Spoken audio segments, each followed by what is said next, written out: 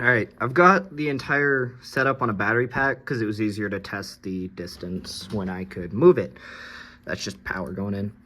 The circuit is fairly simple. We've got three different little components here. So RGB, LED, we've got just our light set up to PWM, red, green, blue to, 653. Ground, the cathode. The speaker, I'm hijacking power from the Ultrasonic, so right there, that's all that is. And then a digital pin, so that's white one going into 8.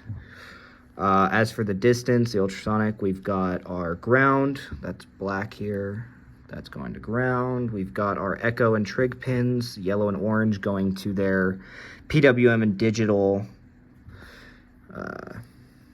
inputs, sorry. And then red for power. As we said, we're hijacking it for the speaker. Simple circuit. Again, attach the battery pack just so it's easier to see. So we can plug it in.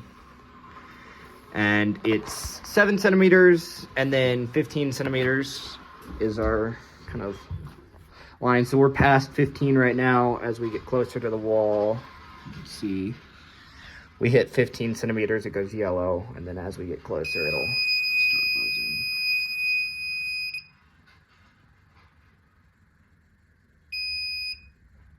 Cool. So our little beeper does its thing. As for the code, fairly simple. Include the ultrasonic sensor library, define the pins for the ultrasonic sensor, the RGB, and the buzzer. That's just grabbing values for the ultrasonic and using the library. We're setting up a long variable so it doesn't have round off error. That's going to be our distance. Then we get to set up just outputs for the buzzer and the light, serial again so we can see it. I don't have it plugged in, so we're not going to see it because I don't want to. If the distance becomes less than 7 or equal to 7, we're going to go red. And the buzzer's going to be low, which means it's off, or on, sorry. It's backwards. And then else if it's in between 7 and 15, we're going to go to yellow, so 255, 100.